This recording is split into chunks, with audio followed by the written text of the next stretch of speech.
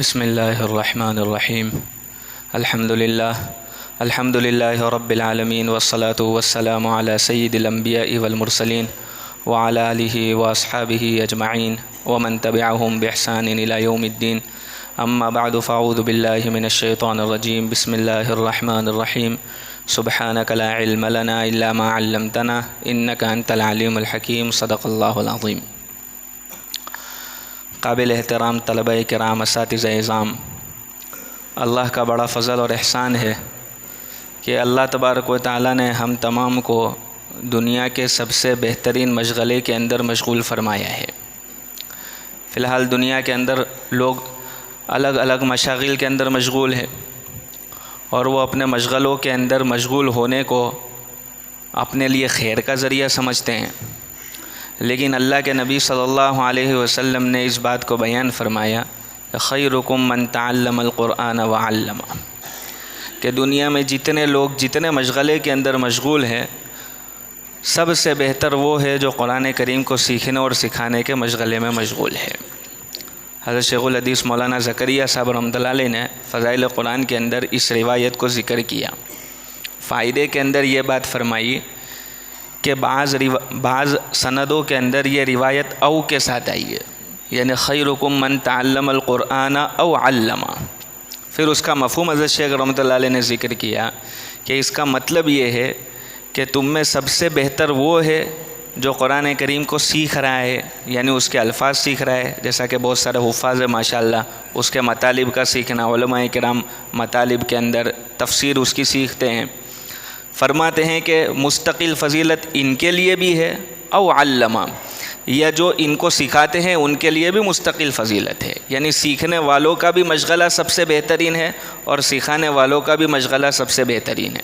تو اللہ تبارک و تعالیٰ نے ہم کو اس مشغلے میں مشغول فرمایا، یہ محض اللہ کا فضل ہے، اللہ کا احسان ہے۔ اللہ تبارک و تعالیٰ نے ہمارے مقام کو بڑا بلند فرمایا ہے، بڑا اونچا فرمایا ہے۔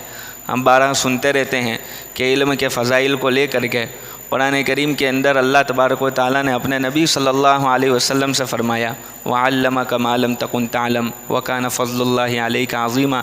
نبی جی، آپ کو اللہ تبارک و تعالیٰ نے ان باتوں کا علم عطا فرمایا جو اس سے پہلے آپ کے پاس نہیں تھا، اور یہ اللہ تعالیٰ کا آپ پر بہت بڑا فضل ہے۔ اللہ تبارک و تعالیٰ جس کو فضل فرما دے، اس سے بڑی کیا چیز ہو سکتی ہے؟ تو یہ اللہ تبارک و تعالیٰ کا کتنا بڑا فضل ہے کہ اللہ تبارک و تعالیٰ نے ہم کو اس مشغلے کے اندر مشغول فرمایا۔ اسی طرح قرآن کریم میں اللہ تبارک و تعالیٰ فرماتے ہیں حضرت موسیٰ علیہ السلام سے خطاب کرتے ہوئے، یا موسیٰ انی اصطفیتک علی الناس برسالاتی وبکلامی، کہ اے موسیٰ، میں نے تم کو پسند کر لیا میرے کلام کو لے کر کے، لوگوں کے اندر میری بات کو پہنچانے کو لے کر کے۔ اس کی تفسیر میں ابن کثیر رحمۃ اللہ علیہ نے اس بات کو ذکر کیا ہے کہ جیسے اللہ تبارک و تعالیٰ کی طرف سے انتخاب نبوت کے لیے ہوتا ہے، اسی طرح اللہ تعالیٰ کی طرف سے انتخاب علوم نبوت کے لیے بھی ہوتا ہے۔ یہ اتفاق نہیں ہے، اس لیے ہم اساتذہ کرام سے ہمارے سنتے رہتے ہیں، ہمارے اکابر جو آتے ہیں وہ ہم کو بتلاتے رہتے ہیں، ہم ان کی زبانوں سے سنتے رہتے ہیں کہ ہمارا اس جگہ کے اوپر یہاں چار دیواری کے اندر جمع ہو جانا کوئی اتفاقی شے نہیں ہے کہ ایسے ہی ہم جمع ہو گئے ہیں، بلکہ یہ اللہ تبارک و تعالیٰ کا انتخاب ہے۔ بغیر اللہ تبارک و تعالیٰ کے انتخاب کے ہم یہاں پر جمع نہیں ہو سکتے۔ اسی لیے اللہ تبارک و تعالیٰ نے اس امت کے علماء کے مقام کو بلند فرمایا ہے۔ ہمارے یہاں ایک مرتبہ حضرت اقدس مفتی اسماعیل صاحب کشولوی دامت برکاتہم العالیہ تشریف لائے تھے، تو ہدایہ کے حاشیے کے حوالے سے حضرت نے ایک بات فرمائی تھی کہ اس کے اندر یہ بات لکھی ہوئی ہے کہ اللہ تبارک و تعالیٰ نے جس خمیر سے حضرت آدم علیہ نبینا علیہ السلام کو بنایا تھا، اس کے بچے ہوئے خمیر سے اللہ تعالیٰ نے اس امت کے علماء کی تشکیل دی ہے۔ تو اللہ تبارک و تعالیٰ نے ہمارے درجے کو بلند فرمایا۔ کتنا بڑا اللہ تبارک و تعالیٰ کا احسان ہے، کتنا بڑا اللہ تبارک و تعالیٰ کا فضل ہے۔ کہ اب اس کے لیے ہم کو کیا کرنا چاہیے؟ تو کہا اس کے لیے ہم کو اللہ کی شکر گزاری کرنی چاہیے۔ ہم بارہ سنتے رہتے ہیں نعمتوں کے بارے میں، ضابطہ یہی ہے کہ نعمتوں کی شکر گزاری کرو گے تو اللہ تبارک و تعالیٰ نعمتوں کے اندر اضافہ فرمائیں گے۔ کہ یہ تو کتنی بڑی دولت اللہ تبارک و تعالیٰ کی طرف سے ملی ہے، اور اس دولت کے اوپر اللہ تبارک و تعالیٰ قرآن کریم میں حضرت موسیٰ علیہ السلام سے بھی شکر گزاری کا مطالبہ فرما رہے، وَكُن مِّنَ الشَّاكِرِينَ، کہ ہم نے تم کو منتخب فرمایا، اب تم شکر گزاری کرو۔ علماء کرام فرماتے ہیں کہ شکر گزاری کا تقاضا کیا ہے؟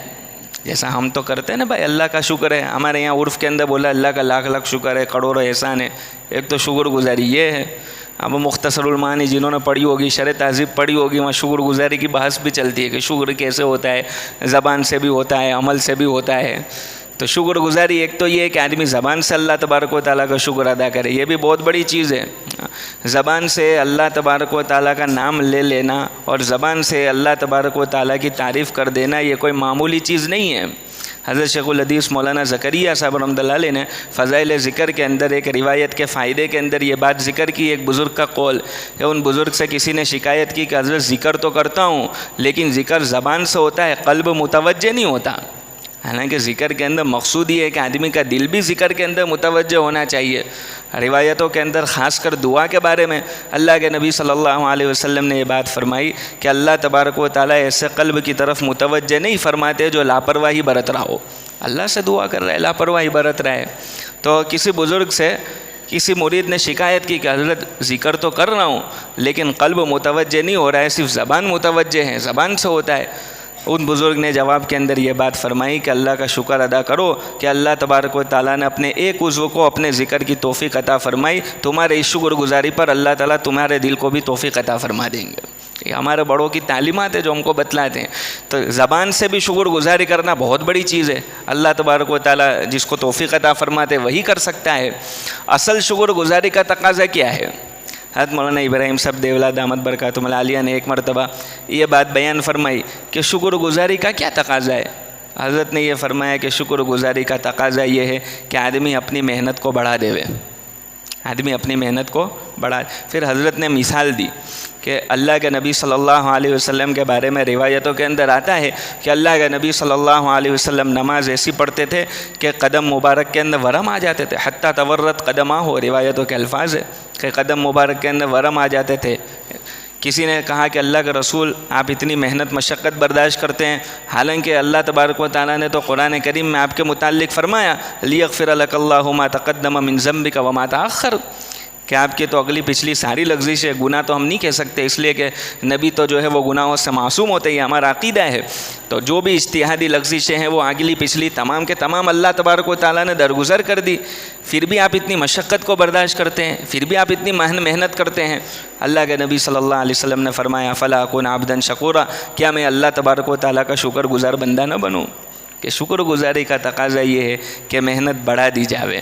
تو ہم کو اللہ تبارک و تعالیٰ نے جب اس چار دیواری کے اندر علم کے حاصل کرنے کے لیے جمع فرما دیا ہے تو اس کی شکر گزاری کا تقاضا یہ ہے کہ ہماری محنت بڑھ جاوے، کہ جس علم کو حاصل کرنے کے لیے اللہ تعالیٰ نے جمع فرمایا ہماری ساری محنت کا محور اسی علم کو حاصل کرنا بن جاوے، اسی علم کی طرف یکسو ہو جاوے، ہم اسی کی طرف ہماری محنتیں بڑھ جاوے. باہر کی دنیا سے انگلش کے اندر لفظ بولا جاتا ہے کٹ آف، یعنی ہم باہر کی دنیا کی طرف توجہ نہیں ہے، پوری توجہ اسی کی طرف ہے کہ کیسے اس علم کو حاصل کرنے کے اندر. ایک بات یاد ہے چونکہ اس کے اندر بہت سارے طلبہ ایسے بھی ہوں گے جو حفظ کر رہے ہوں گے. حفظ کی فضیلت کے متعلق حضرت مفتی سعید صاحب پالنپور رحمۃ اللہ علیہ ہمارے یہاں تشریف لائے تھے تو ایک مرتبہ حضرت نے بہت عجیب بات فرمائی، گہری بات فرمائی، سمجھنے کی بات فرمائی. حضرت نے فرمایا کہ اللہ تبارک و تعالیٰ نے قرآن کریم کے اندر قرآن کریم کی حفاظت کا وعدہ فرمایا، انا نحن نزلنا الذکر وانا لہ لحافظون، کہ ہم نے قرآن کریم کو اتارا ہے اور ہم ہی اس کی حفاظت کرنے والے ہیں. حضرت رحمۃ اللہ علیہ نے ایک بات بیان فرمائی کہ عربی کی زبان کے اندر تو بہت وسعت ہے، جو طلبہ ہیں وہ جانتے ہیں. یعنی ہم جب پڑھتے تھے عربی دوم کے اندر تو ہم کو استاد فرماتے تھے کہ عین عربی کا ایک لفظ ہے عین. عین کے معنی ہم تو چشمے سے کرتے ہیں کہ عین کا معنی چشمہ ہوتا ہے، عین کا معنی آنکھ بھی ہوتا ہے. تو استاد نے کسی لغت کا حوالہ دے کر فرمایا کہ اس کے لیے 71 الگ الگ الفاظ عربی کے اندر ہیں. ایک چیز کی تعبیر کرنے کے لیے کتنے کتنے الفاظ عربی کے اندر. 14ویں رات کے چاند کو بیان کرنے کے لیے الگ، ڈوبتے ہوئے چاند کو بیان کرنے کے لیے الگ، اگتے ہوئے چاند کو بیان کرنے کے لیے الگ. تو اللہ تبارک و تعالیٰ نے اس زبان کے اندر بڑی وسعت رکھی ہے. تو حضرت رحمۃ اللہ علیہ نے فرمایا کہ قرآن کریم کی حفاظت کے مفہوم کو بیان کرنے کے لیے بہت سارے الفاظ تھے جن الفاظ کے ذریعے سے قرآن کریم کی حفاظت کے مفہوم کو بیان کیا جا سکتا تھا. فرماتے ہیں کہ اللہ تبارک و تعالیٰ نے حافظون کے لفظ کو ذکر کر کے اس کی طرف اشارہ کیا کہ قیامت تک اللہ تعالیٰ قرآن کریم کی حفاظت کا کام حافظوں کے ذریعے سے لیں گے۔ ہمارے مقام کو اللہ تبارک و تعالیٰ نے بلند کیا، تو اب ہماری محنت کا محور یکسوئی کے ساتھ ہم محنت کرنے والے بنے، لگن کے ساتھ محنت کرنے والے بنے۔ محنت کا پہلا درجہ ہے دھیان سے سننا، فاستمع لما یوحی۔ اللہ تبارک و تعالیٰ نے حضرت موسیٰ علیہ السلام کو فرمایا کہ دھیان سے سننا، جو بات تم سے کہی جا رہی ہے، جو وحی کہی جا رہی ہے، جو وحی کی جا رہی ہے، اس کو دھیان سے سننا۔ اس لیے ہمارے اساتذہ نے ہم سے بارہا کئی مرتبہ فرمایا ہوگا کہ بھائی ہم علوم نبوت حاصل کر رہے ہیں، تو اب یہ ہے کہ ہم سبق کو دھیان سے سنیں، سبق کے اندر ہمارا دھیان ادھر نہ ہو، بلکہ استاد جو کہہ رہے ہیں اس کی طرف ہمارا دھیان ہو۔ ہمارے استاد مولانا حبیب صاحب ہم سے فرمایا کرتے تھے کہ بہت سی مرتبہ بعض طلبہ ایسے ہوتے ہیں جو ذہین ہوتے ہیں، اللہ تبارک و تعالیٰ نے ہر ایک کی صلاحیت علیحدہ رکھی ہوتی ہے، بعض طلبہ ذہین بھی ہوتے ہیں، تو بسا اوقات وہ یوں سمجھتے ہیں کہ یہ استاد صاحب تو جو کہہ رہے ہیں وہ شرح میں سے کہہ رہے ہیں، اب میں بھی شرح میں سے حل کر لوں گا، ابھی استاد کے سبق میں جی لگتا ہے نہیں لگتا ہے، کچھ ہمارا نقصان تو ہے نہیں، جو استاد کہہ رہے ہیں وہ شرح میں سے کہہ رہے ہیں، میں شرح میں سے دیکھ لوں گا تو کام ہو جائے گا۔ تو فرما دیتے کہ حضرت مفتی سعید صاحب پالنپور رحمۃ اللہ علیہ یہ فرمایا کرتے تھے کہ ہمارے اکابرین علماء دیوبند کا شیوا یہ ہے کہ علوم جو ہے وہ سینہ در سینہ منتقل ہوتے ہیں، کتابوں سے تو نقوش ملتے ہیں، علم نہیں ملتا ہے، علم تو سینہ در سینہ منتقل ہوتا ہے۔ استاد کے سبق کے ناگے کی بدل کوئی بھی چیز نہیں بن سکتی ہے، چاہے اس کتاب کی ساری شرح آدمی پڑھ لے تب بھی استاد کے سبق کا بدل وہ بات نہیں بن سکتی ہے۔ اس لیے استاد کے سبق کے اندر دھیان سے حاضری دیتے ہوئے جو کچھ کہا جا رہا ہے اس کو دھیان سے سننا، مطالعے کے اندر ان باتوں کو لینا، اسی طریقے سے تکرار کے اندر دھیان دینا۔ اور آج کے زمانے کے اندر تو ہمارے سامنے یہ باتیں ہیں کہ دنیا کے اندر الگ الگ طریقے کے فتنے الگ الگ طریقے سے الگ الگ انداز کے اندر واقع ہو رہے ہیں۔ ابھی آپ ہی کے یہاں پر تھوڑے عرصے پہلے حضرت مفتی یاسین ندیم الواجدی صاحب کا پروگرام ہوا تھا، جس کے اندر حضرت نے علیحدہ فتنے بتلائے تھے کہ دنیا کے اندر الہاد کا الگ فتنہ چل رہا ہے، ذہنی ارتداد کا الگ فتنہ چل رہا ہے، امت کے بہت سے نوجوان ایسے ہیں جو فکر کے اعتبار سے، جو ذہن کے اعتبار سے ارتداد کی طرف جا رہے ہیں۔ اب اس کا حل کون پیش کرے گا؟ کہ اس کا حل اللہ تبارک و تعالیٰ نے ہمارے پاس رکھا ہے۔ ہم جتنی محنت کے ساتھ لگن کے ساتھ پڑھیں گے اور جتنی مضبوطی کے ساتھ اور جتنے ٹھوس پن سے علم کو حاصل کریں گے تو ہم ان آنے والے چیلنجز کا، ان آنے والے فتنوں کا مقابلہ کر سکیں گے۔ اور یہ ہوتا ہے نا، کبھی آدمی کے ذہن کے اندر یہ بات ہوتی ہے کہ مدرسے کی چار دیواری کے اندر تو پرانی باتیں پڑھائی جاتی ہیں، اب نئے چیزیں دنیا کے اندر چل رہی ہے، تو اب ان کا مقابلہ کیسے کیا جا سکتا ہے؟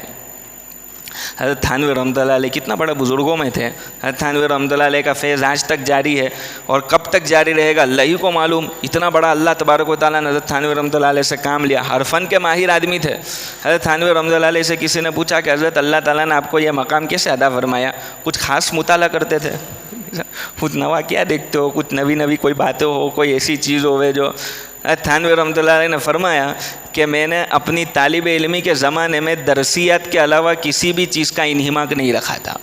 درسیات کا ایسا انہماک، جو باتیں ہم کو پڑھائی جا رہی ہے اس کا ایسا انہماک، سارے حاشیے ہم نے حل کر لیے، ساری شروحات ہم نے دیکھ لی، کوئی چیز سمجھ میں نہیں آ رہی ہے، استاد سے ہم نے اس کو پوچھ لیا، استاد سے ہم نے اس کو حل کرا لیا۔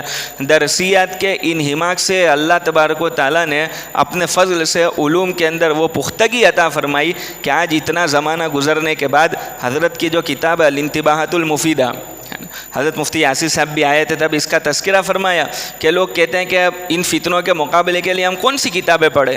کہا ہمارے بڑوں نے جو کتابیں لکھی ہے وہی ان فتنوں کے تدارک کے لیے کافی ہے۔ تو انہوں نے یہ چیز کہاں حاصل کی تھی؟ اسی چار دیواری میں حاصل کی تھی۔ حضرت قاسم حضرت نانوتوی رحمۃ اللہ علیہ کے بارے میں فرمایا، حضرت مفتی رشید احمد صاحب گنگوئی رحمۃ اللہ علیہ کی کتب کا حوالہ دیا، حضرت مولانا اشرف علی صاحب تھانوی رحمۃ اللہ علیہ کی یہ کتاب جو ہے الانتباہات المفیدہ، دنیا کی کئی زبانوں کے اندر اس کا ترجمہ ہوا، اور انگریزی کے اندر تو سب سے زیادہ اس کا ترجمہ ہوا۔ تو وہ کہاں پر حاصل کیا تھا؟ وہ اسی چار دیواری کے اندر محنت کے ساتھ، دھیان کے ساتھ، اپنے آپ کو درسیات کے اندر منہمک کر کے ان چیزوں کو حاصل کیا تھا کہ آنے والے فتنوں کا بھی تدارک اللہ تبارک و تعالیٰ نے اس کے اندر رکھا ہے۔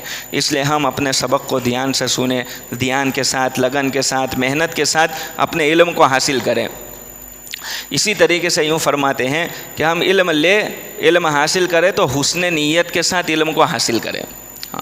جیسا کہ ہم سب جانتے ہیں کہ بھئی بخاری شریف کی روایتوں کے اندر، مشکات شریف کی روایتوں کے اندر انما الاعمال بالنیات کا تذکرہ ہے کہ عمل کا دار و مدار نیتوں کے اوپر ہے۔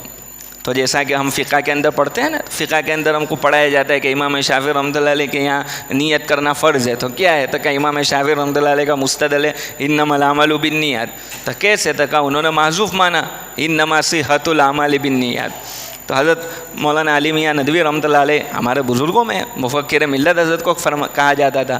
حضرت علی میاں صاحب ندوی رحمۃ اللہ علیہ فرماتے تھے کہ یہ فقہا کا صرف شیوا نہیں ہے کہ وہ محذوف مانتے ہیں عبارتوں کے اندر، صوفیہ اور علماء بھی محذوف مانا کرتے ہیں۔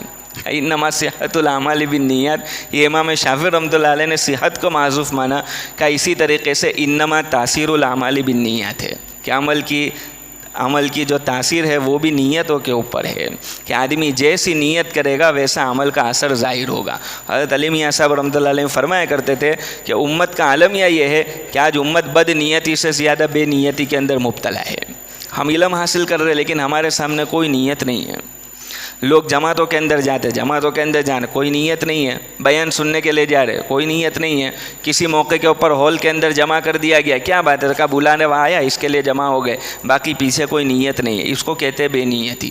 کا شیطان یہ کرتا ہے کہ بری نیت تو نہیں کرے، کیونکہ اس دین کے کام کے اندر کون بری نیت کرے گا، علم کے حاصل کرنے کے اندر کون بری نیت کرے گا، لیکن نیت بھی غائب کرا دیتا ہے۔ کہ نیت کے غائب ہونے سے کیا ہوتا ہے؟ کہ نیت کے غائب ہونے سے یہ ہوتا ہے کہ اس عمل کا ثمرہ ختم ہو جاتا ہے۔ اس کے لیے بے نیتی ہمارے ساتھ نہ ہو، حسن نیت کے ساتھ اپنے علم کو حاصل کریں۔ علماء کرام نے بیان کیا ہے کہ آدمی علم حاصل کرے تو کس نیت کے ساتھ علم حاصل کرے، کا بیان کیا کہ سب سے پہلی چیز ابتغاء مرضات اللہ، کہ اللہ کی رضامندی کو حاصل کرنے کے لیے علم حاصل کر رہے ہیں۔ ہمارے تو ہر چیز کے اندر یہ نیت ہے کہ اللہ راضی ہو جاوے، اللہ راضی ہو جاوے۔ کوئی دنیا کا کام کرتے تو بھی اس لیے کہ بھائی اس لیے کہ اللہ تبارک و تعالیٰ راضی ہو جاوے، کوئی دین کا کام کرے تو کیوں کرے کہ اللہ راضی ہو جاوے، یہ تو ہماری بنیادی نیت ہے۔ دوسری بات کا اصلاح نفوسنا، ہم علم اس لیے حاصل کر رہے ہیں کہ ہماری زندگی سنور جاوے، ہماری زندگی سنور جاوے۔ ہمارے اساتذہ نے ہم کو کتابیں پڑھائی ہوگی شروع کے اندر، تو اس کے اندر روایت ذکر کی گئی ہے، مضامین ذکر کیے گئے کہ اگر آدمی علم کو حاصل کرتا ہے اور علم کے حاصل کرنے کے پیچھے نیت یہ ہے کہ جہالوں کے ساتھ بحث کرے گا، کہ بتاتا ہوں بیٹا تیرے کو کچھ آتا نہیں ہے، میرے کو بہت آتا ہے، اب وہ بحث کرنے کا میرا کا لفظ استعمال کیا گیا، بحث کرنا، جدال کرنا۔ اگر علم حاصل کرنے کے پیچھے یہ نیت ہے تو علم کا حاصل کرنا ضیاع ہے، ضائع کر دینا ہے علم کو۔ تو علم حاصل کرنے کی نیت یہ ہے کہ ہماری زندگی سنور جاوے، ہماری زندگی کیسے صحیح ہو جاوے، اس کے لیے علم حاصل کر رہے۔ اور تیسری بات یوں فرمائی کہ علم اس لیے حاصل کر رہے ہیں کہ اللہ کے نبی صلی اللہ علیہ وسلم کا لایا ہوا علم سارے عالم کے اندر کس طریقے سے زندہ ہو جاوے، احیاء علم النبوت فی العالم کلہ، کہ اللہ کے نبی صلی اللہ علیہ وسلم کا لایا ہوا علم سارے عالم کے اندر کس طریقے سے زندہ ہو جاوے، اس نیت کے ساتھ ہم علم کو حاصل کر رہے ہیں۔ تو یہ تین نیتیں علماء کرام نے بتلائی۔ تو ہم علم کو حاصل کریں تو حسن نیت کے ساتھ، اچھی نیت کے ساتھ علم کو حاصل کریں۔ اسی طریقے سے علم کو حاصل کرنا ہے تو علم حاصل کیا جاتا ہے یقین کے ساتھ۔ قرآن کریم کے اندر اللہ تبارک و تعالیٰ نے علم کے صیغے کے ساتھ امر کا صیغہ بیان کیا ہے، فَاعْلَمْ أَنَّهُ لَا إِلَٰهَ إِلَّا اللَّهُ۔ علماء کرام یوں فرماتے ہیں کہ یہ علم کا سب سے پہلا تقاضا ہے، فَاعْلَمْ أَنَّهُ لَا إِلَٰهَ إِلَّا اللَّهُ وَاسْتَغْفِرْ لِذَنبِكَ وَلِلْمُؤْمِنِينَ وَالْمُؤْمِنَاتِ، کہ اس بات کا علم کرو اور اس بات کا علم رکھو، اس بات کا یقین کرو کہ اللہ کے سوا کوئی معبود نہیں ہے۔ اس لیے علم کا پہلا تقاضا ہی یقین ہے، کہ یقین کے ساتھ علم کو حاصل کیا جاتا ہے۔ کہ کس بات کا یقین رکھنا ہے؟ کیا اس بات کا یقین رکھنا ہے کہ جو علم اللہ کے نبی صلی اللہ علیہ وسلم لے کر کے آئے، اس کے اندر دنیا آخرت کی کامیابی اللہ تبارک و تعالیٰ نے چھپا کر کے رکھی ہے۔ کہ اللہ تبارک و تعالیٰ نے ساری کامیابی دنیا کی بھی آخرت کی بھی اس علم کے اندر چھپا کر کے رکھی ہے۔ صحابہ کرام رضی اللہ تعالیٰ عنہ مجمعین کے واقعات کے اندر ہم کو یہ بات ملتی ہے، ان کو کتنا اس بات کے اوپر دسترس حاصل تھی۔ ہم واقعہ سنتے ہیں نا، حضرت ربیع ابن عامر رضی اللہ تعالیٰ عنہ کا واقعہ ہے کہ رستم کے دربار کے اندر مشورے سے طے کیا گیا کہ حضرت ربیع ابن عامر رضی اللہ تعالیٰ عنہ کو جانا ہے۔ اب ہمارے یہاں تو چونکہ جو ہے وہ دیکھنے کا زاویہ بدلا ہوا ہے نا، دیکھنے کا نظریہ بدلا ہوا ہے، چشمہ الگ ہے۔ دنیا والوں کے، میں تو ماشاءاللہ اہل علم کا مجمع ہے، لیکن دنیا والے جس انداز کے اندر دیکھتے ہیں اس کی بات میں کر رہا ہوں کہ وہ دیکھنے کا زاویہ وہ ہے، نظریہ وہ ہے کہ دنیا ہی دنیا کے نظریے سے چیزوں کو دیکھا جاتا ہے۔ حضرت ربیع ابن عامر رضی اللہ تعالیٰ عنہ کا واقعہ اتنی بہترین مثال ہے کہ رستم کے دربار کے اندر کسی آدمی کو پیش کرنا ہے تو کیسے آدمی کو پیش کیا جاوے. تو ہمارا ذہن جو ہے جس چشمے سے ہم دیکھتے ہیں اس چشمے سے ہم دیکھیں گے تو یہ ہوگا کہ بھائی ایسے آدمی کو جو ہٹا کٹا پٹھان ٹائپ کا لگتا ہو, بالکل ذرا لمبا چوڑا ٹڑنگا ہو, ایسے آدمی کو پیش کیا جاوے. صحابہ اکرام رضی اللہ تعالیٰ عنہ مجمعین نے حضرت ربیع ابن عامر رضی اللہ تعالیٰ عنہ کے بارے میں مشورہ کیا کہ ان کو پیش کیا جاوے. حضرت ربیع ابن عامر رضی اللہ تعالیٰ عنہ پستہ قد صحابی ہے, جن کی ہائٹ لمبی نہیں تھی, چھوٹی ہائٹ کے, پستہ قد چھوٹا تھا. اور حضرت ربیع ابن عامر رضی اللہ تعالیٰ عنہ کی سیرت کے اندر لکھا ہے کہ وہ فتوحات کے زمانے کے اندر بھی کھچر کی سواری کرنا پسند کرتے تھے. یعنی گھوڑے کی سواری, فتوحات کا زمانہ ہے, گھوڑے کی سواری ہوتی لیکن کھچر کی سواری, کیسی سواری کے اوپر سوار ہو کر کے جائیں گے. اور صحابہ کرام رضی اللہ تعالیٰ عنہ مجمعین جانتے تھے کہ حضرت ربیع ابن عامر رضی اللہ تعالیٰ عنہ کی سیرت کے اندر یہ بات ہے, ان کے مزاج کے اندر یہ بات ہے. جیسے ہمارے یہاں بھی ہوتا ہے نا بہت سی مرتبہ کہ بھائی BMW کے زمانے کے اندر تم یہ گاڑی لے کر کے چلا رہے ہو. نینو کوئی چلاتا ہو تو کہ BMW کے زمانے میں نینو چلاتا ہے, وہ بڑی بڑی ایکٹیوا کے زمانے میں لونا گاڑی چلاتا ہو تو کہ لونا کا زمانہ تھوڑی رہا. کہ نا حضرت ربیع ابن عامر رضی اللہ تعالیٰ کے مزاج کے اندر یہ بات تھی کہ حضرت جو ہے وہ خچر کی سواری پسند کرتے تھے, اور چونکہ پستہ قد بھی تھے اور خچر کی سواری کرتے تھے اس لیے وہ چھوٹی سی تلوار ساتھ میں رکھتے تھے. وہ لمبی تلوار نہیں ہوتی تھی, چھوٹی تلوار لے کر کے جاتے تھے. اب میں اور آپ یہ غور کریں کہ صحابہ اکرام رضی اللہ تعالیٰ مجمعین کا نقطۂ نظر کیا تھا, دیکھنے کا زاویہ کیا تھا, ان کا یقین کیا تھا. ان کا یقین مادی چیزوں کے اوپر نہیں تھا, وہ اپنے مسائل کو حل کرانے کے لیے وہ طریقہ اپناتے تھے جو محمد الرسول اللہ صلی اللہ علیہ وسلم نے بتلایا تھا. وہ مادی چیزوں کی طرف نظر نہیں کرتے تھے. اب حضرت ربیع ابن عامر رضی اللہ تعالیٰ عنہ اس حلیے کے ساتھ رستم کے دربار کے اندر گئے ہیں. رستم نے وہ ریڈ کارپیٹ پورا گالیچہ بچھا کر رکھا تھا. حضرت ربیع ابن عامر رضی اللہ تعالیٰ عنہ نے اپنی تلوار کے بل بوتے پر اس کو 2 حصوں میں تقسیم کر دیا, اور اس کا جو تخت تھا اس تخت کے مکھوٹے کے اوپر آ کر کے اپنی جو ہے وہ نکیل, جانور کی خچر کی نکیل کو باندھ دیا. حیرت میں آ گیا وہ. اس نے پوچھا کہ کون ہو تم لوگ؟ حضرت ربیع ابن عامر رضی اللہ تعالیٰ نے جو جواب دیا ہے, نحن قوم اللہ ابتعثنا لنخرج العباد من عبادت العباد الى عبادت رب العباد, کہ ہم وہ لوگ ہیں کہ اللہ تبارک و تعالیٰ نے ہم کو اس لیے دنیا میں بھیجا ہے کہ ہم لوگوں کو لوگوں کی غلامی سے نکال کر لوگوں کے رب کی غلامی کے اندر لے کر کے جاوے. یہ کس سے کہا جا رہا ہے؟ جس آدمی سے کہا جا رہا ہے وہ غلام نہیں ہے, حالانکہ اس زمانے میں غلامی کا بھی تصور تھا. جس آدمی سے کہا جا رہا ہے وہ غلام نہیں ہے, کسی جگہ نوکری نہیں کر رہا ہے, بلکہ بادشاہ ہے, لوگ اس کی بادشاہت کے خوف سے ڈرتے ہیں. ایسے آدمی سے کہا جا رہا ہے کہ ہم تم کو نکالنے کے لیے آئے کہ تم لوگوں کی غلامی سے نکل کر کے لوگوں کے رب کی غلامی کے اندر چلے جاؤ. دوسری بات حضرت ربیع بن عامر رضی اللہ تعالیٰ نے فرمائی, وَمِن جَوْرِ الْأَدْيَانِ إِلَىٰ عَدْلِ الْإِسْلَامِ, اس لیے آئے ہیں کہ دنیا کے اندر جتنے طریقے تم کو نظر آتے ہیں یہ سارے طریقے ظلم و ستم والے ہیں. ان سارے طریقوں کے ظلم و ستم سے نکال کر کے اسلام کی عدل والی تعلیمات کی طرف لے جانے کے لیے آئے ہیں. ہاں, دنیا کے اندر یہ صرف اس زمانے کی بات نہیں تھی,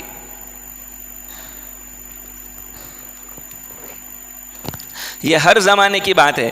یعنی ہر زمانے کے اندر زندگی جینے کے جتنے طریقے ہم کو نظر آ رہے ہیں, چاہے معاملات کے قبیل کے ہو, چاہے معاشرت کے قبیل کے ہو, چاہے اخلاق کے قبیل کے ہو, عبادات ایمانیات کے قبیل کے, جو بھی طریقے ہم کو دنیا کے اندر نظر آتے ہیں وہ سارے کے سارے طریقے ظلم و ستم والے ہیں. اور علوم نبوت جو اللہ تبارک و تعالیٰ نے جس کے حاصل کرنے کے لیے ہم کو جمع فرمایا ہے, اس کی تعلیمات عدل والی تعلیمات ہے.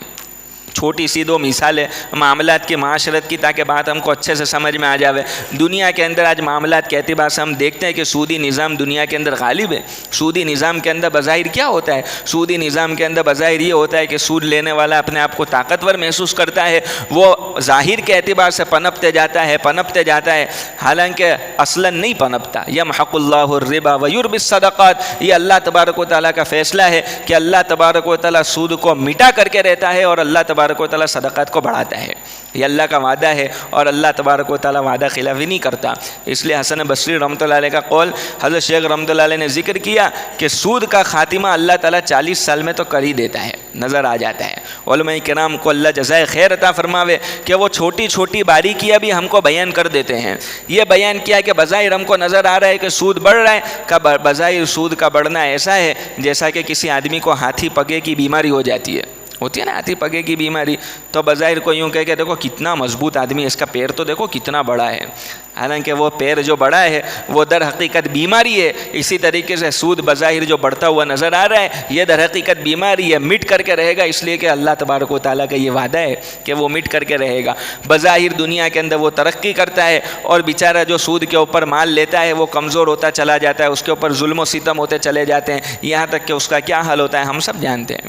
معاشرت کی مثال لے لو، ہمارے یہاں معاشرت کے اندر شادی بیاہ کو لے کر کے جو مراحل ہمارے سامنے الگ الگ طریقے کے، کس طریقے کے، کتنی طریقے کی معاشرت کی لعنت ہے ہمارے سامنے ہے۔ ان معاشرت کی لعنت کے اندر دینے والے کا تو جم نکل جاتا ہے، لینے والا خوش ہو جاتا ہے۔ یہ کیا ہے کہ یہ دنیا کے اندر چلنے والے طریقوں کا ظلم و ستم ہے، اور ہم جو علم حاصل کر رہے ہیں اس کے اندر اللہ تبارک و تعالیٰ نے عدل کی تعلیم رکھی ہے کہ دنیا کے اندر بھی یہ تعلیم کامیاب کرے گی اور آخرت کے اندر بھی یہ تعلیم کامیاب کرے گی۔ اس لیے اس یقین کے ساتھ ہم کو علم حاصل کرنا ہے، اور صحابہ اکرام رضی اللہ تعالیٰ عنہ اجمعین نے علم کو اس یقین کے ساتھ حاصل کیا۔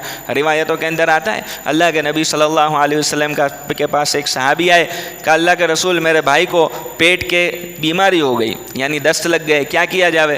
اللہ کے نبی صلی اللہ علیہ وسلم نے فرمایا کہ اس کو شہد پلاؤ۔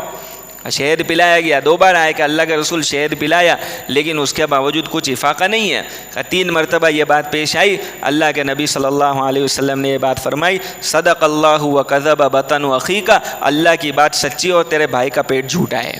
اور اس کے بعد جب شہد پلایا تو اللہ تبارک و تعالیٰ نے افاقہ کر دیا۔ تو صحابہ اکرام رضی اللہ تعالیٰ عنہ اجمعین نے اس علم کو یقین کے ساتھ حاصل کیا۔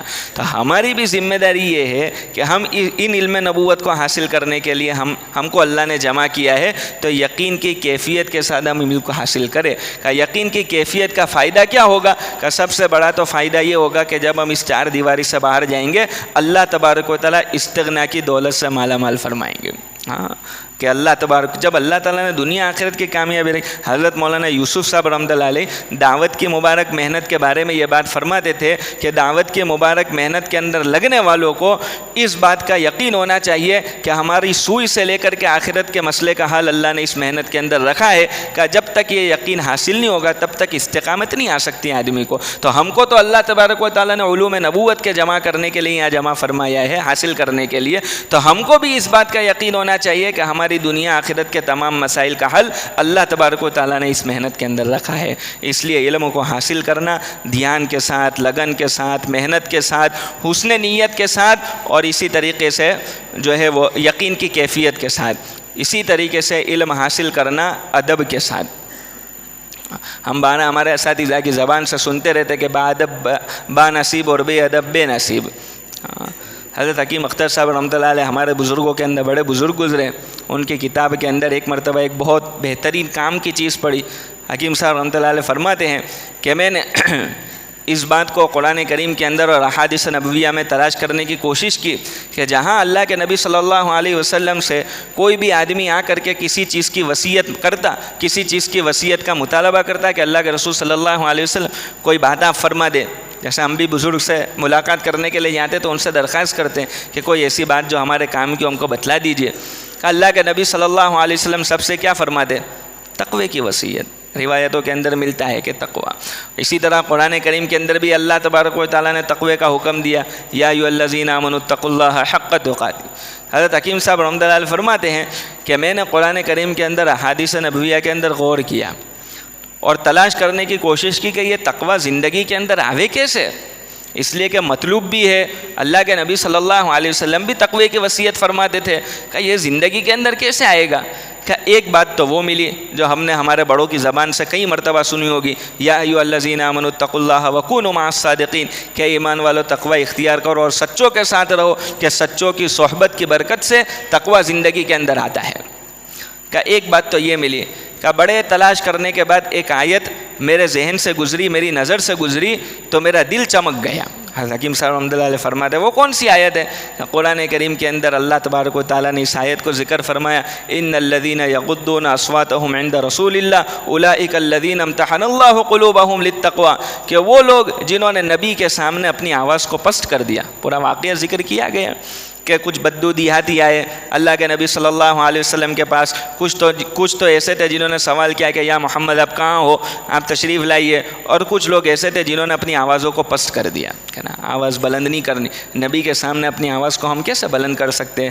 کہ انہوں نے اس ادب کو اپنی زندگی کے اندر اختیار کیا. اللہ فرماتے اولئک الذین امتحن اللہ قلوبہم للتقوی, یہی لوگ ہیں کہ اللہ تعالیٰ نے پسند کر لیا ان کے دلوں کو تقوی کے لیے. کہ ادب وہ چیز ہے کہ جس کے ذریعے سے اللہ تعالیٰ کی طرف سے تقوی کا انتخاب ہو جاتا ہے. اس کے لیے علم حاصل کرنا ہے ادب کے ساتھ. ہمارے اساتذہ کرام کا ادب, اسی طریقے سے کتابوں کا ادب. ہم نے کئی مرتبہ واقعہ سنا ہوگا علامہ انور شاہ کشمیری رحمۃ اللہ علیہ کے متعلق کہ اللہ تبارک و تعالیٰ نے اتنا علم کیسے عطا کیا کہ وہ کتابوں کے اندر جو حواشی ہوتے تھے تو اب تو سیدھے سیدھے ہو گئے, آسانی ہو گئی, اس کے لیے اب سیدھے حاشی ہوتے ہیں. لیکن پہلے کتابوں کے اندر یوں بھی ہوتے تھے یوں بھی ہوتے تھے. تو کہا کہ بجائے اس کے کہ کتاب کو اپنی طرف گھمائیں, حضرت شاہ صاحب رحمۃ اللہ علیہ خود گھوم جایا کرتے تھے. اس ادب کے اوپر اللہ تبارک و تعالیٰ کے یہاں اتنا اونچا اور اتنا بڑا مقام ملا ہے. تو ادب کی وجہ سے اللہ تبارک و تعالیٰ کے یہاں نوازنے کے فیصلے ہو جاتے ہیں. اور اس سے بڑی خطرناک بات, اللہ ہماری سب کی حفاظت فرماوے, کہ بے ادبی ایسی چیز ہے جو آدمی کو محروم کر دیتی ہے. ہم 12 سنتے رہتے ہیں نا بزرگوں کے واقعات کے اندر, شاہ صاحب رحمۃ اللہ علیہ کی بات کے اندر ہے کہ جو آدمی سوء ادب کا مرتکب ہو جاتا ہے قریب زمانے کے اندر اللہ تبارک و تعالیٰ اس سے استحباب کی توفیق کو چھین لیتا ہے. یعنی مستحب کام اس کی زندگی سے نکل جاتے ہیں, پھر دھیرے دھیرے سنتیں زندگی سے نکل جاتی ہے, پھر دھیرے دھیرے فرائض زندگی سے نکل جاتے ہیں. اس لیے علماء کرام نے عجیب بات فرمائی کہ آدمی جب گناہ کا ارتکاب کرتا ہے تو گناہ کے ارتکاب کرتے وقت اس کے دل کے اندر کچھ کچواٹ ہوتی ہے, دل اس کا اچھا نہیں لگتا اس کو.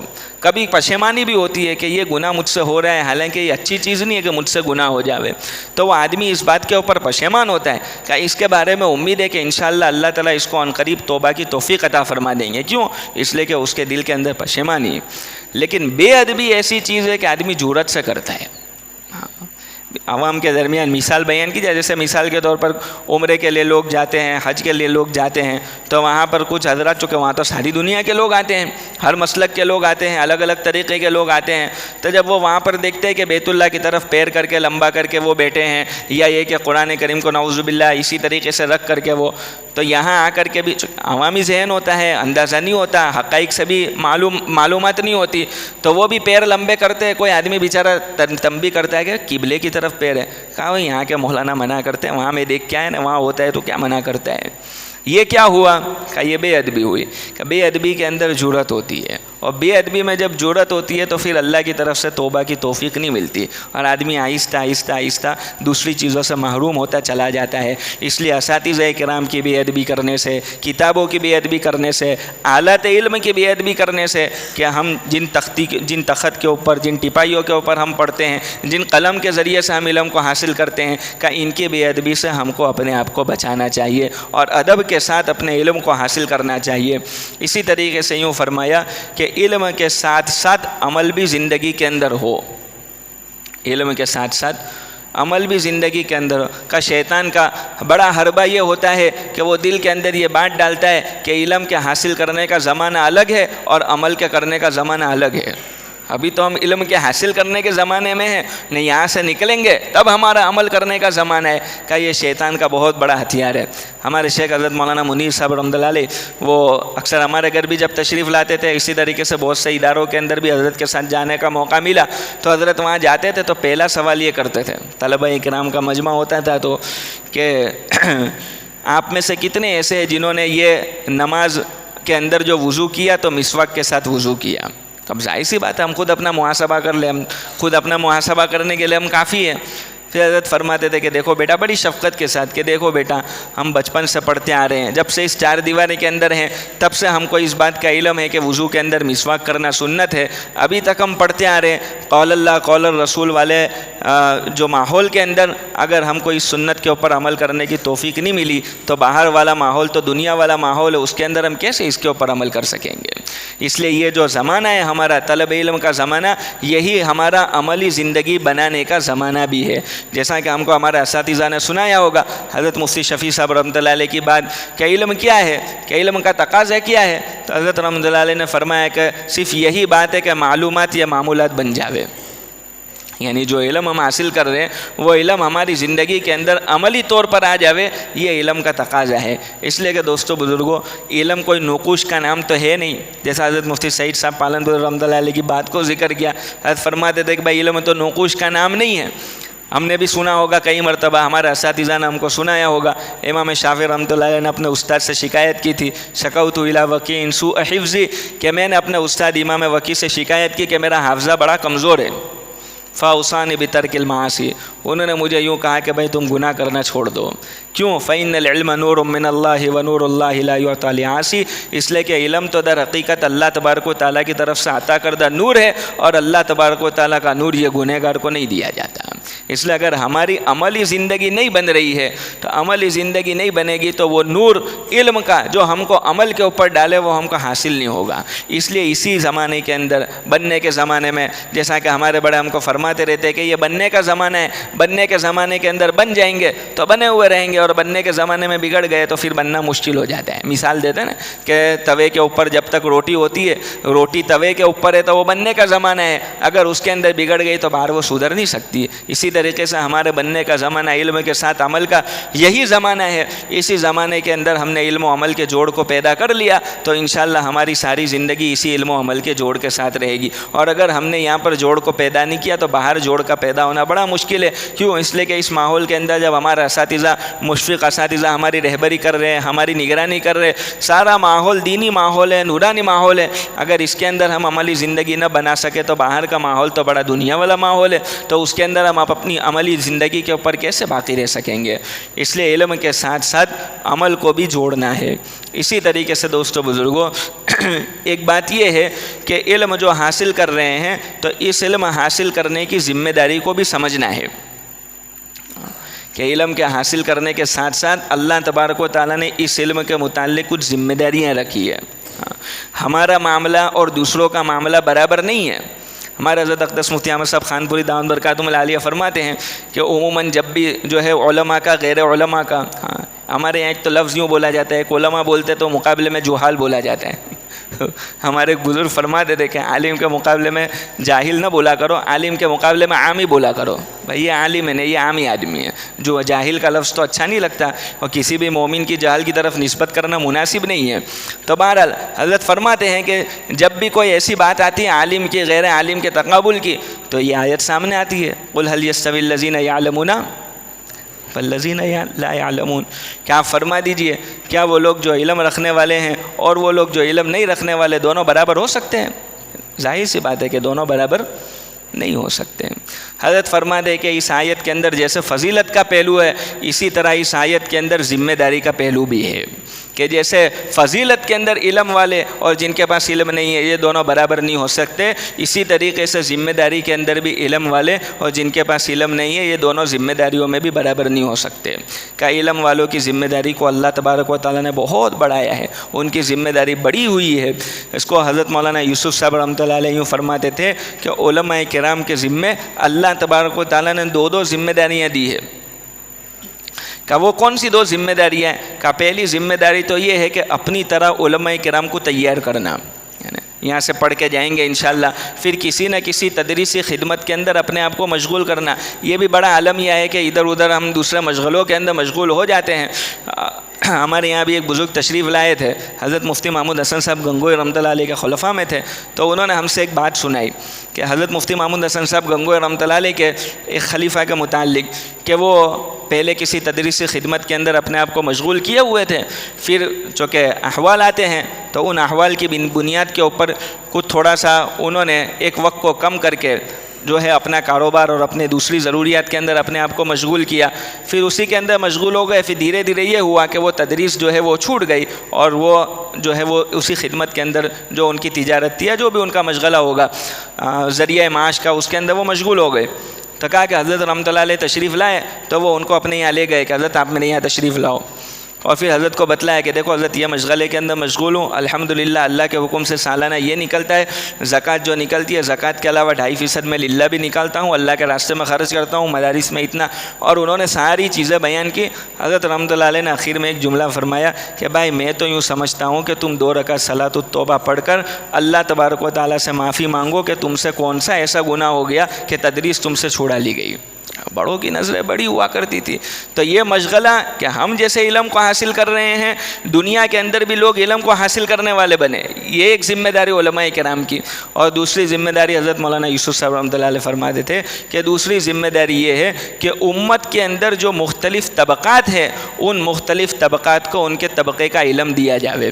کیوں؟ اس لیے کہ ان کے طبقات کا علم تو ہمارے پاس ہے، بھائی زراعت کا علم ہمارے پاس ہے، شرکت کا علم ہمارے پاس ہے، مزاربت کے احکام کا علم ہمارے پاس ہے، بلکہ وہ حیض و نفاس کے علم بھی ہم پڑھتے ہیں، یہ ساری چیزیں ہم کو مسائل پڑھائی جائیں۔ یہ امت کے اندر بسنے والے مختلف طبقات ہیں کہ ان امت کے مختلف طبقات کو ان کا علم دیا جاوے۔ پھر حضرت رحمۃ اللہ علیہ فرماتے تھے ان امت کے اندر بسنے والے مختلف طبقات کو علم کیسے دیں گے؟ غیر طلب کو، جو بے طلب آدمی ہو وہ اس کو علم دینا تو مناسب نہیں نا، جس کے اندر طلب ہی نہیں ہے وہ کیسے علم، اس کو کیسے علم دیں گے؟ حضرت مولانا یوسف صاحب رحمۃ اللہ علیہ فرماتے تھے بے طلب آدمی کو تم اگر علم دینے کی کوشش کرو گے تو وہ احسان جتلائے گا۔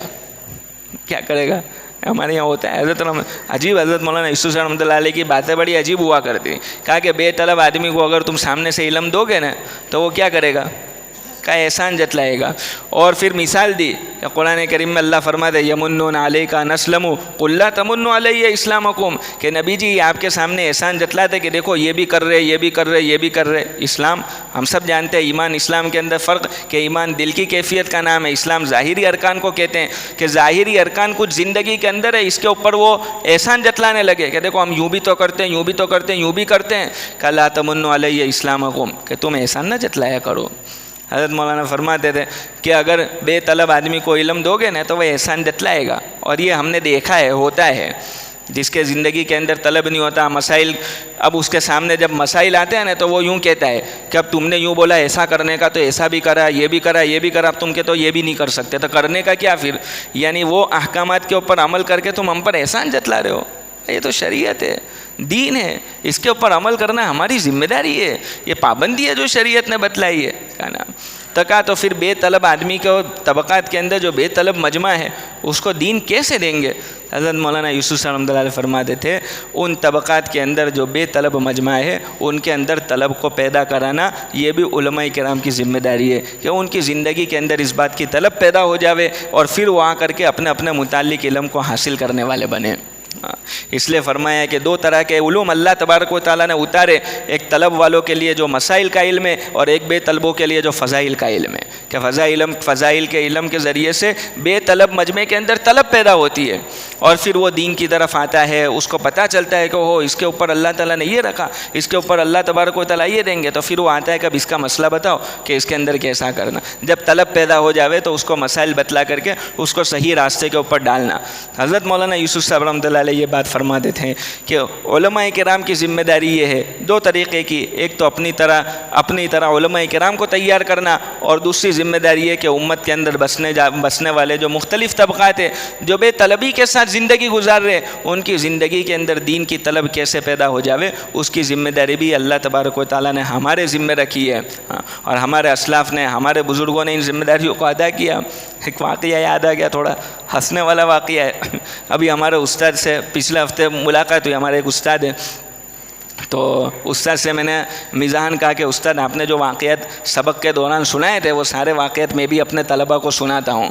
تو پھر حضرت نے سامنے سے مجھ سے کہا کہ موسیٰ علیہ السلام والا واقعہ سناتا ہے کہ نہیں تو؟ میں کہا کہ استاد وہ سنا تو تھا، بہت سال ہو گئے، ذہن میں سے نکل گیا ہے، ذرا پھر سے مستحضر ہو جائے گا، آپ سناؤ۔ تو ہمارے استاد نے پورا واقعہ دوبارہ سنایا، وہ بھی حضرت مفتی محمود حسن گنگوئی رحمۃ اللہ علیہ کے خلفاء میں ہمارے استاد، تو انہوں نے واقعہ سنایا کہ بولے جب میں فارغ ہوا تو حضرت مفتی محمود حسن صاحب گنگوئی رحمۃ اللہ علیہ نے بڑے ہوتے تھے، ان کی نظریں بھی بڑی ہوتی تھی، علاقہ بتلایا کہ وہاں جا کر کے آپ محنت کرنا شروع کرو۔ تو کہا کہ میں جب اس مدرسے کے اندر پہنچا جہاں حضرت رحمۃ اللہ علیہ نے فرمایا تھا، تو مدرسے کے احوال کو دیکھ کر کے میرا تو دل اچاٹ ہو گیا، اس لیے کہ میں نے دیکھا کہ طلباء کے اندر دنیا بھر کی بدتمیزی ہے، طلباء دھیان نہیں دے رہے، اساتذہ کرام کی بات نہیں سن رہے، سامنے جواب دے رہے، محنت بھی نہیں کر رہے، بدتمیزی بھی کر رہے ہیں۔ کہا لیکن حضرت نے حکم دیا تھا، اس لیے میں 2 مہینے تک مستقل وہاں رہ کر کے محنت کرتا رہا کہ کوئی شکل نکل آوے۔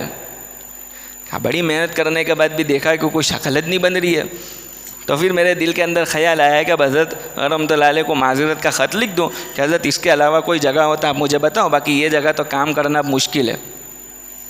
پھر دل کے اندر خیال آیا کہ چلو ایک کام کرتا ہوں، پہلے استخارہ تو کر لوں، استخارہ کرنے کے بعد حضرت کو خط لکھتا ہوں۔ تو میں نے استخارے کی دعا پڑھی، نماز پڑھی، استخارے کی دعا پڑھی، رات کو سویا۔ اور جب میں رات کو سویا تو دیکھا کہ علماء کرام کی ایک جماعت ہے جن کے اندر میں بھی ہوں، اور حضرت موسیٰ علیہ نبینا علیہ السلام کو خواب کے اندر دیکھا۔ حضرت موسیٰ علیہ السلام بڑا بھاری، جیسا کہ حضرت موسیٰ علیہ السلام تھے ایسے مضبوط آدمی، تو کہا کہ حضرت موسیٰ علیہ السلام ہے اور وہ تیزی سے ہماری طرف بڑھتے چلے جا رہے ہیں، ہم علماء کرام کے مجمع کی طرف۔ کافر حضرت موسیٰ علیہ السلام بالکل قریب آ کر کے میرا نام پوچھا ہے کہ بھائی مجمع کے اندر یہ کون ہے؟ لوگوں نے کہا کہ یہ رہے، تو کہا کہ میرے پاس آئے اور بغیر کسی کلام کیے یوں 2 ہاتھ کیے اور مجھے 2 ہاتھ سے تماچا مارے۔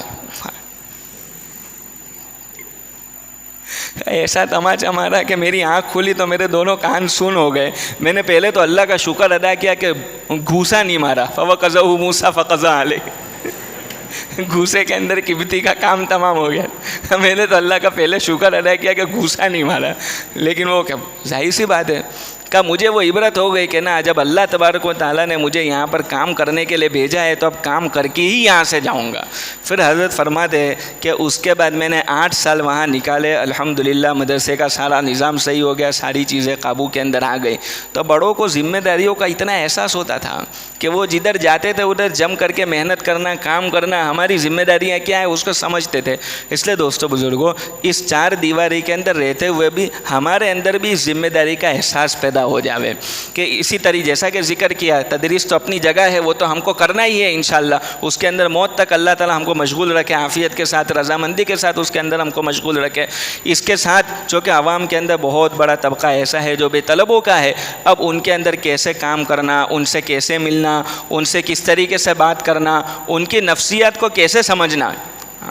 قرآن کریم کے اندر ہمارے بزرگ فرمائے، قرآن کریم کے اندر اللہ تبارک و تعالیٰ نے الگ الگ واقعیت بیان کیا، یسألونک یستفتونک۔ وہ چونکہ ہم افتاح میں تھے تو ہمارے استاد نے ہم کو فرمایا تھا کہ یہ سمجھنا بہت ضروری ہے کہ سامنے والا کس نفسیت سے سوال کر رہے ہیں۔ سامنے سے چل کر کے سب کو مسئلے بتانا شروع مت کر دو، اس لیے کہ قرآن کریم میں بھی مسئلے یسألونک اور یستفتونک کے بعد بتلائے گئے ہیں، پہلے سے نہیں بتلائے گئے۔ تو یہ ساری سمجھ بوجھ کہ امت کے اندر چلنا پھرنا، اس کے اندر کیسی سمجھ پیدا ہو جاوے کا، اس لیے پڑھائی کے زمانے کے اندر ہم کو یوں کہا جاتا ہے کہ 24 ہم اپنے آپ کو پڑھائی کے اندر مشغول رکھیں اور روزانہ کی 15-20 منٹ فارغ کریں، 5 منٹ مشورے کی، 5 منٹ تعلیم کی اور 10 منٹ روزانہ کی ملاقات کی، کہ اس کے ذریعے سے لوگوں کے اندر چل پھر کر، ہمارے طلباء کے اندر چل پھر کر کے ان سے دین کی بات کرنا، ان سے محنت کی بات کرنا، ان کو جوڑنے کی فکر کرنا، ان کو جوڑنے کی کوشش کرنا۔ اسی طریقے سے ہفتے کے اندر 2 گشت، ایک ہمارے طلباء کے درمیان اور دوسرا ان لوگوں کے درمیان جو براہ راست تدریس سے وابستہ نہیں ہے، جو ہمارے خدمت کی لائن سے انتظام کر رہے ہیں یا دوسرے اور لائن سے انتظامی امور کے اندر وہ ہے، ان کے درمیان گشت کرنا اور پورا مکمل گشت کر کے ان کے سامنے پوری دین کی بات کر کے ان کی تشکیلیں کرنا۔ اور اسی طریقے سے چھٹیوں کے زمانے کے اندر اور 24 گھنٹے کی جماعتیں جو ہیں ہمارے بڑے تو یوں فرماتے ہیں کہ مہینے کے اندر آدمی 2 مرتبہ 24 گھنٹے کی جماعت کے اندر اپنے وقت کو لگاوے۔ 24 گھنٹے کی جماعتیں کتنا کام کر کے آتی ہے۔ ہمارے ادارہ تو شہری ادارہ ہے، لیکن پھر بھی بچے جو ہے وہ جاتے ہیں، ایک دن میں 100 ملاقات کر لیتے ہیں، پورے علاقے کے اندر ہلچل مچ جاتی ہے کہ وہ 24 گھنٹے کی جماعتیں ہیں، حالانکہ ہماری تو پوری 24 گھنٹے کی نکلتی بھی نہیں، چھٹیوں کے اعتبار سے کچھ کمی بیشی ہوتی ہے، لیکن وہ جماعتیں ماشاءاللہ رات کو کتنے بجے تک ملاقاتیں کر کے لوگوں سے ملتی ہے جلتی ہے، اس سے لوگوں کے اندر چلنا پھرنا آ جاتا ہے۔ تو ہماری 24 گھنٹے کی جماعتیں کتنے اداروں کی کارگزاری آتی ہے، اطراف کے ماحول کو کیسا ان 24 گھنٹوں کی جماعتوں کے ذریعے سے تقویت ملتی ہے۔ اس لیے ایک ہفتے تو ہمارا انجمن ہوتا ہے، انجمن کے اندر رہتے ہوئے دوسرے ہفتے جب ہماری کوئی ذمہ داری نہ ہو، اس وقت 24 گھنٹے کی جماعت کے اندر اپنے وقت کو لگانا. اور بڑی چھٹیاں آتی ہے تو ان میں سے جو حضرات ایسے ہیں جن کا پڑھائی کا مشغلہ، ظاہری تدریس کا مشغلہ ابھی ختم ہو رہا ہے، آگے کوئی تدریس کا آگے پڑھنے کا کوئی مشغلہ نہیں ہے، تو ان سے یہ درخواست کی جاتی ہے کہ وہ 1 سال اللہ کے راستے کے اندر لگاوے. کہ سال مختلف لوگوں کے اندر چلنا پھرنا ہوتا ہے، مختلف زمانوں کے اندر چلنا پھرنا ہوتا ہے. ابھی ہمارے ایک شاگرد سال کی جماعت کے اندر چل رہے، پرسوں ان کا فون آیا تھا، ایسی جماعت کے ساتھ چل رہے کا استاد ایسا ہے کہ اس میں سے 8 ساتھی ایسے ہیں جو کھانے پینے والے ہیں. ہمارے کھانے پینے کی اصطلاح استعمال ہوتی ہے، نشے کی جن کو عادت ہوتی ہے نا، اور نشے کا لفظ نہیں استعمال، کھانے پینے کی اصطلاح استعمال کرتے ہیں. یہ کھانے پینے والے کا ان کو بڑی محنت کے ساتھ، منت سماجت کے ساتھ، مشقت کے ساتھ روک کر کے رکھا ہوا ہے. کسی کو کیا مشغلے میں مشغول کر کے کا نہ سورہ فاتحہ کا ٹھکانہ ہے، نہ کچھ پتہ نہیں ہے. اب ایسے لوگوں کے ساتھ، یہ بھی امت کا طبقہ ہے، یہ بھی امت کے لوگ ہیں. ہمارے بزرگ فرماتے ہیں کہ علماء کرام جب اللہ کے راستے کے اندر چلیں گے تو ان کے سامنے اپنے علم کے مصارف کھلیں گے. جیسے مال والا جب چلتا ہے، باہر نکلتا ہے، اپنے علاقے سے باہر نکلتا ہے تو اس کو اپنے مال کا مصرف پتہ چلتا ہے. اگر مال والا اپنے علاقے کے اندر رہتا ہے تو اس کے سامنے مال کا مصرف وہی ہوتا ہے جو سامنے والا آ کر اس کو لے کے جاتا ہے کہ فلاں جگہ دیکھو نے دینا ہے تو وہ دے دیتا ہے. اسی طرح علم والا، علماء کرام جب نکل کر کے باہر چلتے تو ان کے سامنے اپنے علم کا مصرف نظر آتا ہے کہ کسی کی سورہ فاتحہ صحیح نہیں، اس کی سورہ فاتحہ صحیح کرا دینی، کسی کو دعائے قنوت نہیں آتی، اس کی دعائے قنوت، کسی کی دعائے معصورہ. کتنے لوگ ایسے ہیں علماء کرام کے چلنے کی وجہ سے علماء تیار ہوتے ہیں. کیوں؟ اس لیے کہ عالم کی نظر تو گہری ہوتی ہے نا.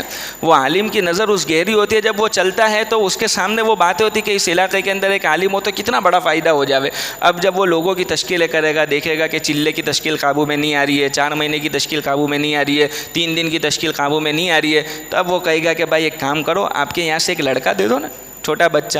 ہمارے ایک بزرگ فرما دے نا کہ آدمی کو جب موت کے اوپر پکڑتے تو بخار پہ راضی ہو جاتا ہے، خود پہ سے جب بچے پہ آ جاوے تو واندہ نہیں، چل لے جاؤ واندہ. تب اس کو ہم نے ترغیب دی، اس کو سمجھایا کہ تو اپنے بیٹے کو دیکھ عالم بنا، بہت فائدہ ہوگا.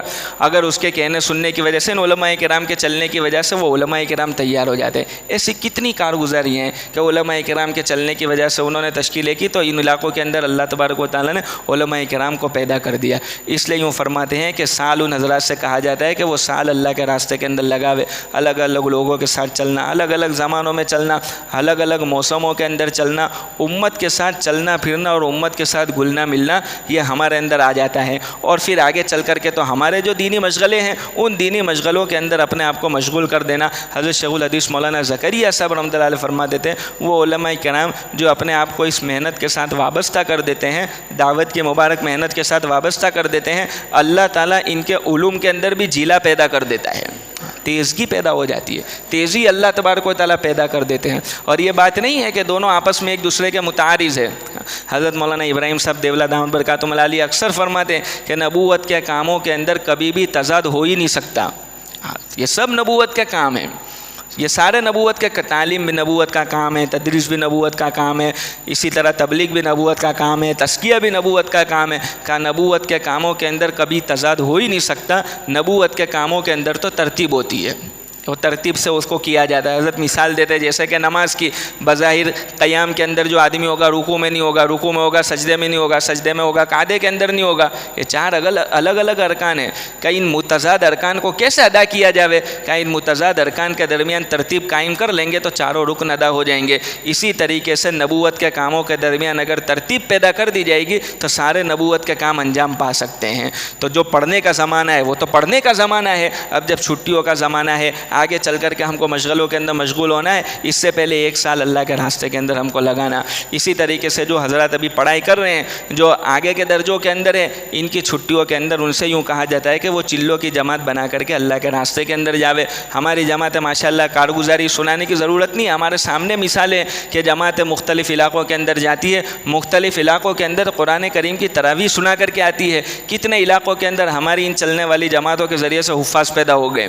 کیوں؟ اس لیے کہ ان علاقوں کے اندر حفظ کی اہمیت نہیں تھی. اب یہ جماعتیں گئی ہے، بچوں نے ماشاءاللہ قرآن کریم کو سنایا، لوگوں کے اندر ذوق شوق پیدا ہوا ہے کہ ہمارے یہاں بھی پورے قرآن کریم کی تراویح ہونی چاہیے. انہوں نے بھی اپنے بچوں کو حفظ کے اندر ڈالا اور ادارے کی نیک نامی کا بھی وہ جماعتیں ذریعہ بنتی ہیں. لوگ دیتے کہ دیکھو فلاں علاقے کی جماعت آئی ہے، فلاں ادارے کی جماعت آئی ہے، کتنا بہترین کام کر رہی ہے، ہم بھی اپنے بچوں کو ان اداروں کے اندر بھیجیں تاکہ ہمارے بچے بھی ایسے بن جاوے. اس کے لیے ان حضرات سے تو درخواست یہ ہے جو 16 سال سے اوپر ہوئے، جو آگے کے درجوں کے اندر ہوئے، کہ وہ وہ تو چلے کے لیے اپنے ناموں کو پیش کرے. اور سب سے پہلی درخواست یہ ہے کہ جو حضرات اس سال فارغ ہو رہے ہیں, آگے ان کا کوئی دوسرا مشغلہ نہیں ہے, وہ اپنے آپ کو پیش کرے کہ انشاءاللہ سال کی جماعت کے اندر جائیں گے. سب کریں گے بھائی انشاءاللہ؟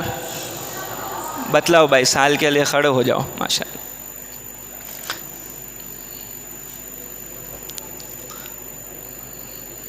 ہمت کرو بھائی, ہمت. اللہ تبارک و تعالیٰ بہت عطا فرمائیں گے.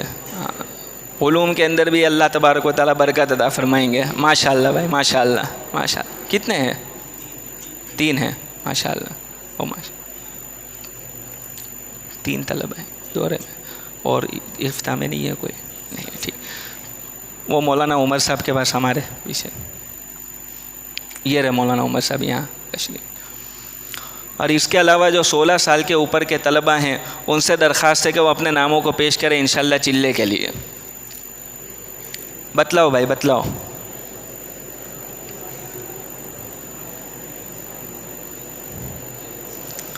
کھڑے ہونا شروع کرے بھائی. ماشاءاللہ, ماشاءاللہ, اور ماشاءاللہ, اور کھڑے ہو جاؤ. ماشاءاللہ, ماشاءاللہ, بہت اچھا. اور بھائی ماشاءاللہ.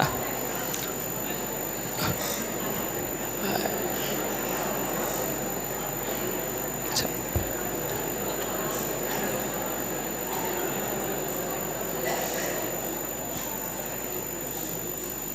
اساتذہ کرام, حضرات اساتذہ کرام سے درخواست ہے کہ وہ مولانا یحییٰ صاحب کے پاس چلے جائیں. مولانا کا بیٹھے ہوئے ہیں.